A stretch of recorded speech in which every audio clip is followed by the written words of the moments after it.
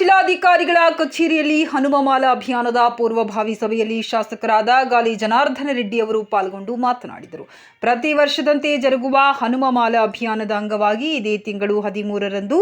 ಗಂಗಾವತಿ ತಾಲೂಕಿನ ಕಿಷ್ಕಿಂಧ ಅಂಜನಾದ್ರಿ ಬೆಟ್ಟಕ್ಕೆ ಆಗಮಿಸುವ ಹನುಮ ಮಾಲಾಧಾರಿಗಳ ಮಾಲಾ ವಿಸರ್ಜನಾ ಕಾರ್ಯಕ್ರಮವು ಯಶಸ್ವಿಯಾಗಿ ಜರುಗಲು ಮೂಲಭೂತ ಸೌಕರ್ಯಗಳು ಸೇರಿ ಮುನ್ನೆಚ್ಚರಿಕೆ ವಹಿಸುವಂತೆ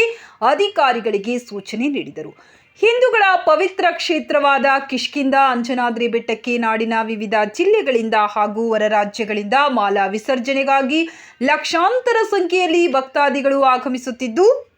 ಈ ಸಂದರ್ಭದಲ್ಲಿ ಊಟ ಉಪಹಾರ ಸೇರಿದಂತೆ ಸಂಚಾರ ದಟ್ಟಣೆ ಜನದಟ್ಟಣೆ ನಿಯಂತ್ರಿಸಲು ಪೊಲೀಸರು ಸೂಕ್ತ ಕ್ರಮ ಕೈಗೊಳ್ಳಲು ನಾಡಿನ ವಿವಿಧ ಜಿಲ್ಲೆಗಳಿಂದ ವಾಹನಗಳಲ್ಲಿ ಆಗಮಿಸುವ ಭಕ್ತಾದಿಗಳಿಗೆ ಪಾರ್ಕಿಂಗ್ ವ್ಯವಸ್ಥೆ, ರಾತ್ರಿ ವೇಳೆ ವಿದ್ಯುತ್ ವ್ಯವಸ್ಥೆ, ಶುದ್ಧ ಕುಡಿಯುವ ನೀರು, ಶೌಚಾಲಯ ಸೇರಿದಂತೆ ಸ್ನಾನಘಟ್ಟಗಳನ್ನು ನಿರ್ಮಿಸಬೇಕು ಹಾಗೂ ಅನ್ನಪ್ರಸಾದಕ್ಕಾಗಿ ಬೆಟ್ಟದ ಎಡಭಾಗದಲ್ಲಿ ಸಂಸ್ಕೃತ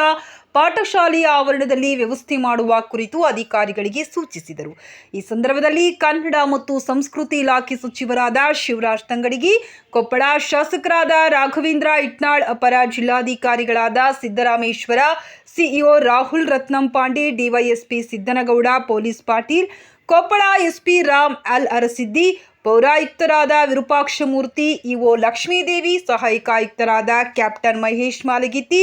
ಜಿಲ್ಲಾ ಹಾಗೂ ತಾಲೂಕು ಮಟ್ಟದ ಅಧಿಕಾರಿಗಳು ಉಪಸ್ಥಿತರಿದ್ದರು.